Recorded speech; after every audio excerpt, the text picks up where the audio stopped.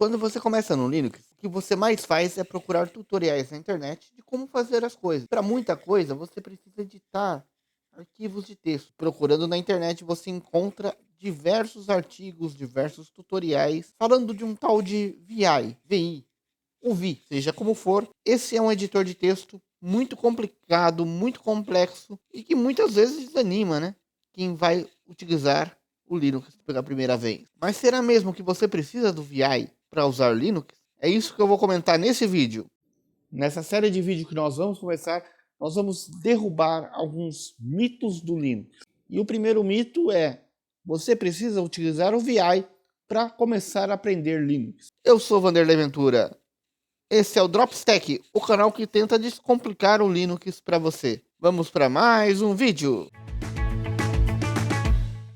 A maioria dos tutoriais, e aí eu coloco a culpa até mesmo na gente, né, que faz conteúdo para internet. A maioria dos tutoriais fala desse tal de VI, desse tal de VI, para você editar um arquivo de texto. Só que a curva de aprendizagem desse cara é muito grande. Ele não é um editor de texto comum. Você não simplesmente abre ele e sai editando, né? Como um Word, um bloco de notas da vida. Não. Para editar um arquivo de texto nele, você tem que fazer um comando. Para você salvar um arquivo nele, você tem que fazer outro comando. Então, por que raios nós que produzimos conteúdo para a internet vamos fazer um tutorial já mostrando o VI? Isso só afasta o usuário Linux iniciante da plataforma. Nesse vídeo, vou mostrar para vocês outras opções de editores de texto que você não precisa necessariamente seguir à risca um tutorial, o que um tutorial está dizendo. Vamos imaginar que você está seguindo um tutorial que fala para você abrir esse arquivo aqui, ó, o etc/apt/sourcelist, né? Que é um arquivo muito comum da gente digitar no Linux, é o arquivo de repositórios do Linux. Eu posso abrir ele pelo VI? Posso. Editar ele, como eu falei para vocês no começo, é bem complicado. Você tem que digitar vários comandos aqui, ó. E para um usuário que nunca abriu um editor de texto no terminal, é muito desafiador isso, né? Mas não necessariamente eu preciso usar o VI. Eu posso simplesmente vir aqui, ó, pessoal, e abrir ele pelo gerenciador de arquivos. Eu venho no caminho aqui do arquivo, ó, gerenciador de arquivos, apt sourcelists, ó. Até mesmo por padrão, ó, se eu clicar aqui, dar 2 cliques no Ubuntu, ele já me abre aqui o gerenciador de repositórios, que é todo gráfico, né? Que faria a mesma coisa. Eu adiciono o repositório por aqui normalmente, né? Então eu não precisaria nem do editor de texto no Ubuntu, né? Mas eu posso aqui abrir, com o botão direito, abrir editor mousepad, que é o editor do Ubuntu, né? Do XFCE, na verdade. É o editor do XFCE. E aqui eu edito normalmente, graficamente, como eu faria no Windows.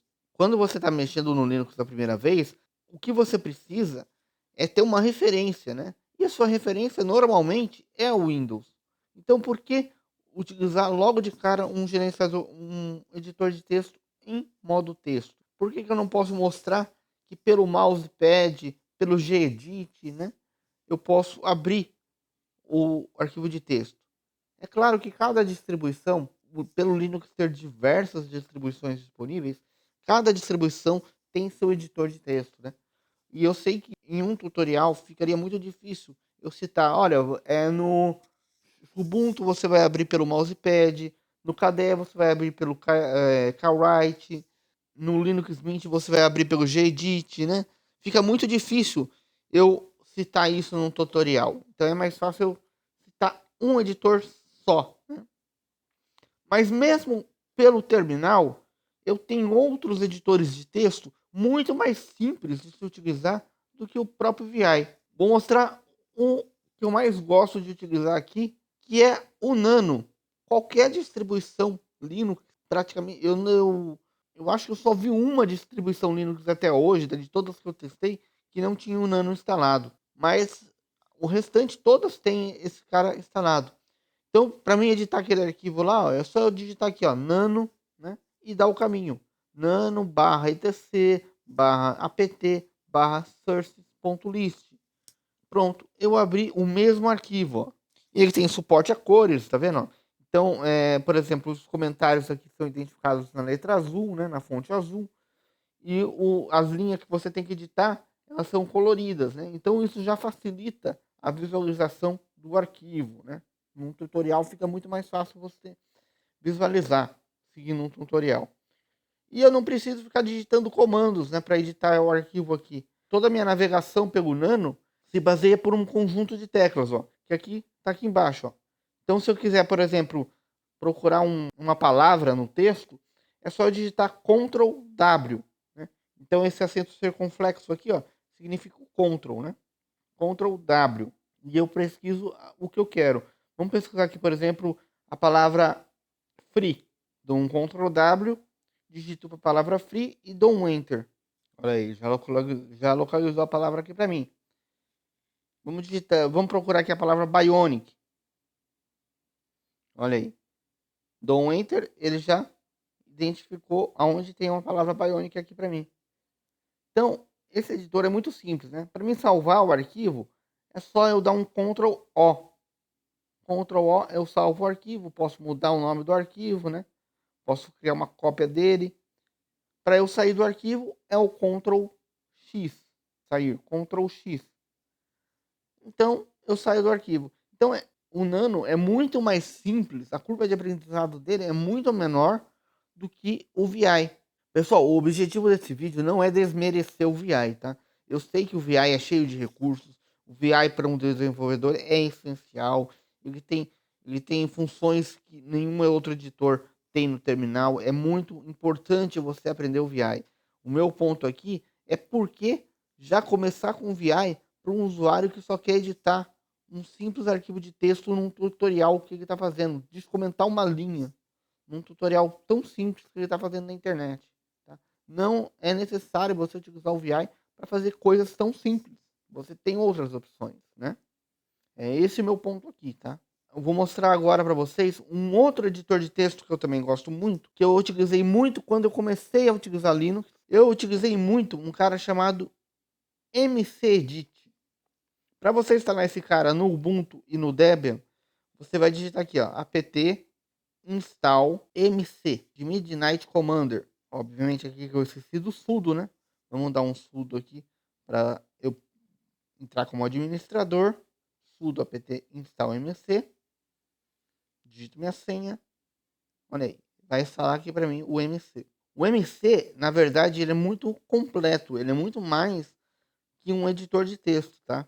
Eu vou mostrar aqui para vocês, ó. Se eu digitar aqui MC no terminal, olha só, ele me abre um gerenciador de arquivos no modo texto. Então eu consigo fazer todo tipo de gerenciamento de arquivos aqui, copiar um arquivo, mover uma pasta, tudo pelo modo texto.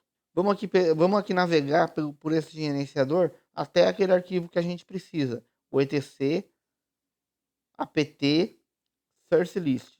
É tudo aqui feito pelas setinhas, né, do teclado e por esse e pelo F1, F2, F3, F4, né, F5, tá? Aqui achei o source list e dou aqui, ó, venho aqui na opção 4 que é editar. Aqui na primeira vez que eu estou usando o MC, ele pergunta qual editor de texto que eu quero usar. Eu vou utilizar a opção 2, que é o MCEdit 2. Olha aí. Ele me abre esse editor de texto, que é basicamente a mesma coisa do Nano, ok? Só que ele tem algumas funções a mais. E é um pouco ainda até que mais simples, porque você, em vez do Ctrl O, da combinação de teclas Ctrl alguma coisa, você vai utilizar o F1, o F2, o F3, o F4 para fazer o que você quiser. Por exemplo, se eu quiser buscar uma palavra, eu aperto o F7. E olha aí como o pesquisar dele é mais completo, né? Você consegue pesquisar por string, para trás, na seleção, né? Você consegue fazer uma pesquisa de texto muito mais completa, tá vendo? E você consegue fazer uma coisa que também dá para fazer no Nano, mas é um pouco mais complexo de fazer lá, que é selecionar o texto. Por exemplo, eu quero apagar esse texto aqui. Eu seleciono ele, né? E venho aqui, ó, no F8 para deletar, né? Aperto a tecla F8 para deletar o texto selecionado. Então, o MCEdit é muito simples, né? E ele também consegue navegar pelo mouse, ó, tá vendo? Eu quero fechar o documento. Eu venho aqui no xizinho aqui em cima, ó, tá vendo esse xizinho? E fecho o documento. Então é uma tela semigráfica aqui, né? É uma mistura de terminal com gráfico, né? O MCDit é muito legal. Se eu quiser abrir um documento de texto sem precisar abrir aquele gerenciador de arquivos, é só eu digitar mcedit, né, em vez de mcedit e o nome do arquivo de texto. Que aqui, no caso, aqui, como é nosso exemplo, né, eu vou usar o mesmo arquivo lá, o /etc, /apt, /source list. E dou um Enter. Olha aí, já abriu diretamente o editor de texto, ok? Então, me responde a pergunta, gente. Para um usuário iniciante, para que eu preciso do VI? Para que eu preciso do VI ou do Vim? Eu não preciso do Vim. Então, quem faz conteúdo para a internet precisa, é legal se policiar em sempre mostrar as coisas mais simples. Vamos descomplicar o Linux em vez de complicar, né? Então, se o objetivo é mostrar como editar o arquivo source list, vamos mostrar pelo Nano, vamos mostrar até mesmo pelo, sei lá, pelo Gedit, por um editor de texto gráfico, né? Eu não preciso mostrar abrindo o VI. A não ser que seja uma aula mesmo, né? Um tutorial sobre como utilizar o VI. Aí tudo bem.